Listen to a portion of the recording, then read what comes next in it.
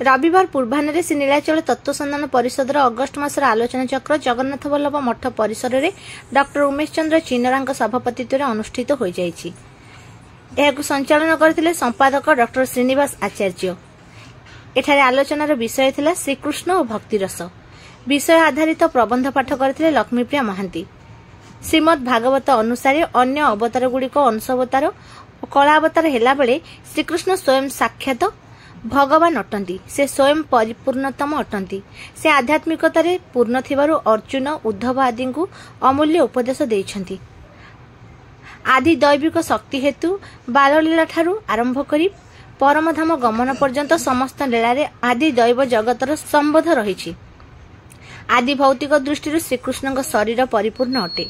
ताहा पंचभूत निर्मित नथिले मध्य एते सुंदर एते बलिष्ठ एवं सुगठित अटे।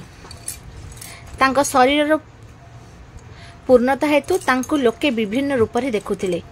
श्रीकृष्ण अवतार समय रे जुग जुगर भक्त माने निज निज अभिलाष पूरण करथिले। भगवान श्रीकृष्ण मुख निस्तृत गीतारे केवल भक्तिर ही निरूपण होईछि। कर्म और ज्ञान ही भक्तिर सहायक मात्र।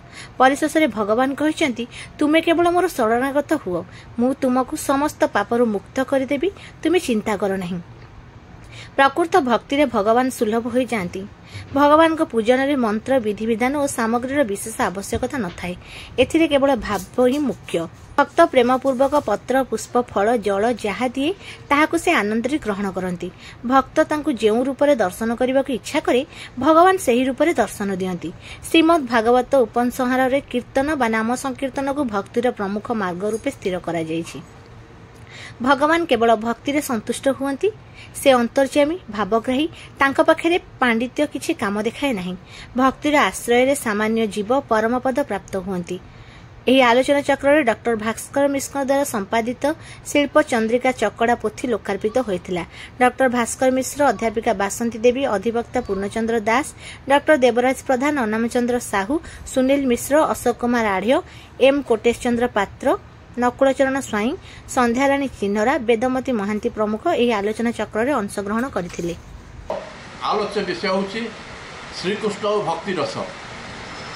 उक्त आलोचना चक्र रे डॉक्टर भास्कर मिश्र संपादित शिल्प चंद्रिका चकड़ा पोथी लोकार्पित होइतिला। श्रीमद् भागवत रे कहा जायछि कृष्णस्तु भगवान स्वयं। एते चंस कलापुंस कृष्णस्तु भगवान स्वयं।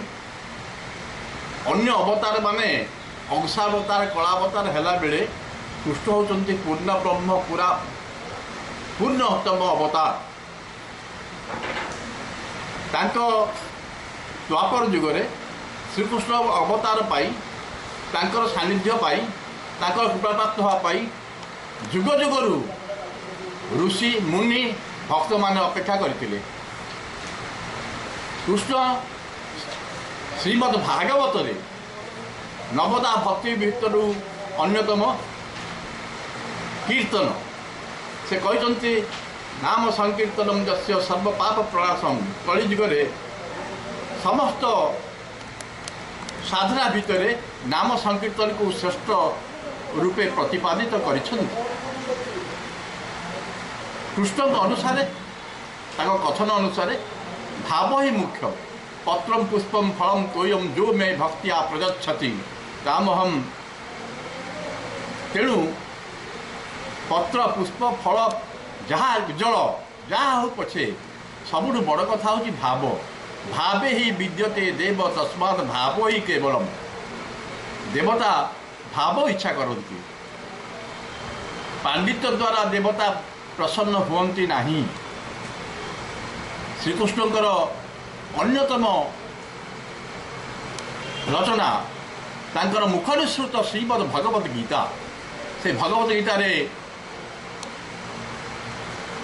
शरणागति को आत्मनिवेदन को ही प्रमुख भक्तिर मार्ग बोली कहते। गीतार अष्टादश अध्याय 6 श्लोक से कहते सर्वधर्मान परित्यज्य मामेकम शरणं व्रज अहं त्वं सर्वपापेभ्यो मोक्षयिष्यामि मा शुचः। मते तुम्हें आश्रय कर, मते तुम मोर शरणापन्न हो। जोटा शरणागति सेटा हूँ भगवान ତାଙ୍କର ଆତ୍ମନିବେଦନ ଯେପରି ବଳିରାଜା ଆତ୍ମନିବେଦନ କରିଥିଲେ। ଆତ୍ମନିବେଦନ